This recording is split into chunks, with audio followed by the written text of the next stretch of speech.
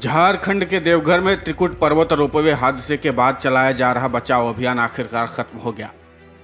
यह अभियान पूरे 45 घंटे तक चला और सेना ने 46 जिंदगियां बचा ली। माननीय मुख्यमंत्री हर आधे घंटे में अप टू डेट लेते थे कि क्या हो रहा है, क्या नहीं हो रहा है, और सफल आप कह सकते हैं 48 लोग फंसे थे, जिसमें 2 को हम लोग बचा नहीं सके। बाई मिस्टेक बोलिए या जो भी है कारण है, वहाँ रोपवे होने के चलते बहुत दिक्कत हो रही थी ऑपरेशन करने में, लेकिन एयरफोर्स की टीम ने बहुत सूझबूझ के साथ इसको सफल किया। सर कौन लोग दोस्त? आज 4 बजे इसका बैठक है, 4 बजे बैठक होगी। अब पहला स्टेप जो जान बचाने का था वो चीज़ हम लोग सबको जितना हो, मैंने समझिए कि 48 में 2 को हम लोग नहीं बचा सके, 46 को बचा लिए। ये बहुत बड़ी कामयाबी है। इस हादसे में 4 लोगों की मौत भी हुई है। सेना, वायुसेना, आईटीबीपी, एनडीआरएफ के द्वारा चलाए जा रहे संयुक्त अभियान में सोमवार को 33 लोगों को बचाया गया था। वहीं आज 13 लोगों को सुरक्षित निकाला गया। आज भी एक महिला पहाड़ी से नीचे गिर गई और उसकी मौत हो गई।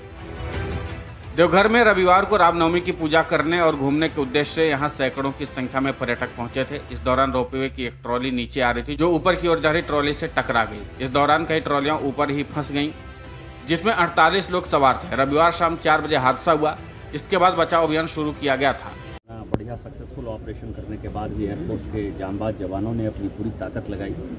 मैं ये मानता हूँ कि यदि इस देश में प्रधानमंत्री मोदी जी नहीं होते और मेरी बातचीत सीधी गृह मंत्री अमित शाह जी से नहीं हुई होती, तो शायद ये बड़ा हादसा ऐसा था जिसमें कि हम कई एक लोगों का जान नहीं बचा पाते। लापरवाही किस स्तर करना चाहिए? सबसे पहले तो जिला उपायुक्त को सस्पेंड करके डिसमिस करना चाहिए। सबसे पहले तो जिला उपायुक्त की जो डिजास्टर यदि हो गया तो उसको छुपाने का जो है 2.5-3 घंटे तक जो उस आदमी ने निकृष्ट कार्य किया है, उसके पहले उसका डिसमिसल होना है। क्योंकि ड्यूरिंग जो 2 हादसे कल और आज जो हुआ, अगर नेट होता तो शायद कहीं ये बदनाम हो जाएगा। देखिए, आप भारतीय सेना और भारतीय वायुसेना के किसी भी ऑपरेशन के ऊपर जो है, मैं ये कहता हूँ कि उन्होंने अपना जान जोखिम में लिया और माननीय गृह मंत्री जी लगातार उसको मॉनिटर करते रहे।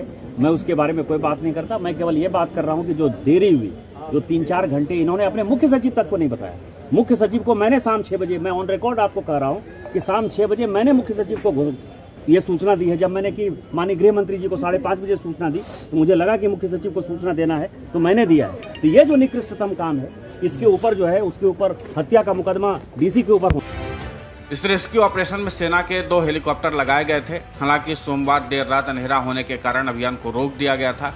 इस कारण लोगों के पास खाने पीने का सामान भी नहीं पहुंच पाया था, जिसके चलते लोग ऊपर ही फंसे रहे और रात भर भूखे प्यासे ही रहे। पहाड़ी पर फंसे लोगों में महिलाएं और छोटे बच्चे भी शामिल थे। रेस्क्यू ऑपरेशन में अब तक 4 लोगों की मौत की पुष्टि झारखंड प्रशासन ने भी कर दी है।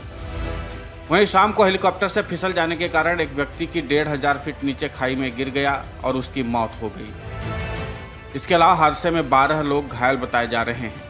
साथ ही देवघर रोपवे हादसे को झारखंड हाईकोर्ट ने स्वतः संज्ञान लिया। कोर्ट ने इस मामले में जांच के भी आदेश जारी किए हैं। 26 अप्रैल को इस मामले की सुनवाई होगी। इससे पहले राज्य सरकार को विस्तृत जांच रिपोर्ट कोर्ट के सामने पेश करनी होगी। इस मामले में कोर्ट ने सरकार से कहा है कि जिसकी भी लापरवाही हो उसकी जांच की जाए। साथ ही कोर्ट ने रोपवे के तकनीकी पहलुओं पर भी गौर करने के लिए कहा है, क्योंकि कोर्ट की ओर से कहा गया है कि इस मामले में तकनीकी खामियां क्या थी, उसकी भी पूरी जानकारी चाहिए। इन सब के बीच इस पूरे रेस्क्यू ऑपरेशन के दौरान सेना, वायुसेना, आईटीबीपी, एनडीआरएफ के द्वारा चलाए जा रहे संयुक्त अभियान ने काफ़ी तेजी से काम किया है और यही कारण है कि 46 जिंदगियों को सुरक्षित बचा लिया है।